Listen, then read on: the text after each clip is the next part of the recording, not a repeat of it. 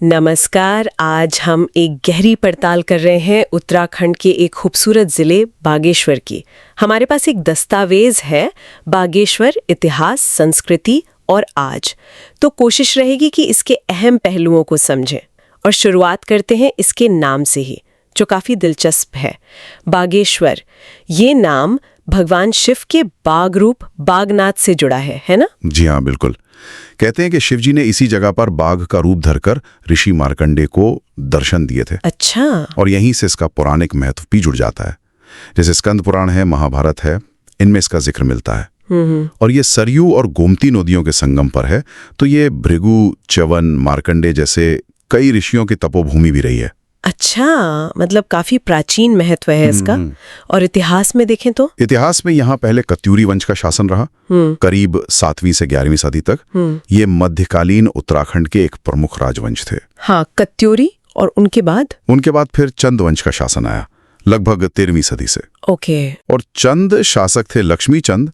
उन्होंने करीब 1450 में यहाँ के प्रसिद्ध बागनाथ मंदिर का, कह सकते हैं, पुनर्निर्माण करवाया। अच्छा, जो आज हम देखते हैं वो रूप उन्होंने दिया। हाँ, काफी हद तक। और उसी दौरान बागेश्वर एक महत्वपूर्ण व्यापारिक और धार्मिक केंद्र के रूप में उभरा।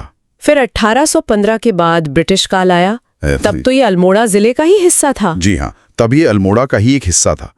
लेकिन आजादी की लड़ाई से भी इसका एक गहरा नाता जुड़ा है। वो कैसे? वो असल में 1921 की बात है।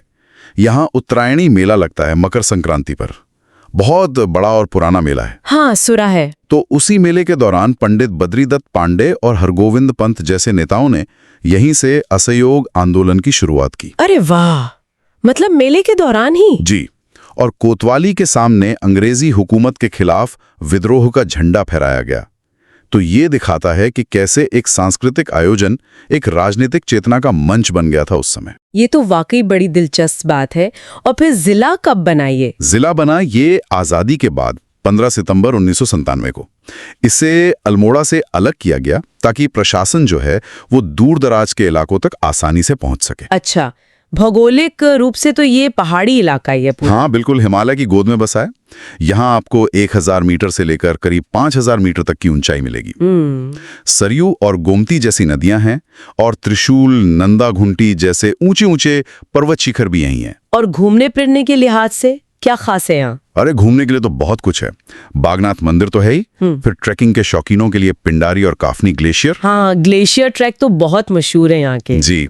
और फिर बैजनाथ में प्राचीन शिव मंदिर समूह है, वो भी बहुत सुंदर है।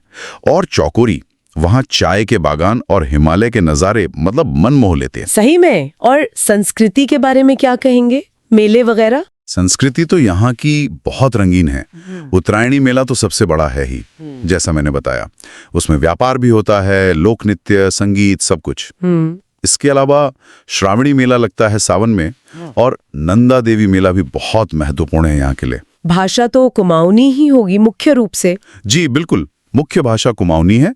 और लोक नृत्य जैसे छपेली, झोड़ा, ये सब खास मौकों पर होते हैं। और खाने पीने में कुछ पारंपरिक पकवान? हाँ, खाने में जैसे भट्ट की चुरकानी है जो काली भट्ट से बनती है, मंडुवे की रोटी, ये सब पारंपरिक पहाड़ी व्यंजन यहाँ आम है। सुनने में ही स्वादिष्ट लग रहा है। तो आज के समय में बागेश्वर में क्या स्थिति है, जैसे सुविधाएं, रोजगार? देखिए, आज बुनियादी सुविधाएं तो मौजूद हैं। शिक्षा के लिए स्कूल, कॉलेज हैं, स्वास्थ्य सुविधाएं भी हैं। सड़क संपर्क भी पहले से बेहतर हुआ है।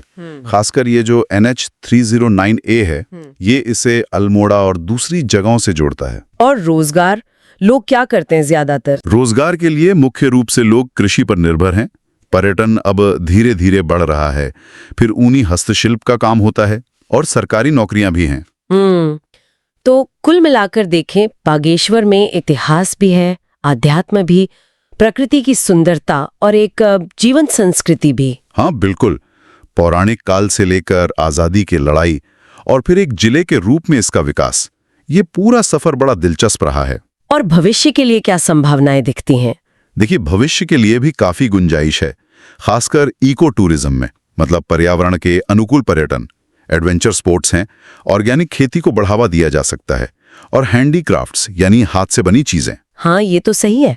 अगर इन क्षेत्रों पर ध्यान दिया जाए तो स्थानीय स्तर पर रोजगार के अवसर काफी बढ़ सकते हैं। मन में आता है बागेश्वर की ये जो इतनी समृद्ध विरासत है और ये जो कुदरती खूबसूरती है, इसको बचाते हुए आज के समय में विकास के लिए इसका उपयोग कैसे किया जाए, मतलब कैसे संतुलन बने कि इसकी पहचान भी कायम रहे और लोगों का जीवन भी बेहतर हो, ये सोचने वाली बात है।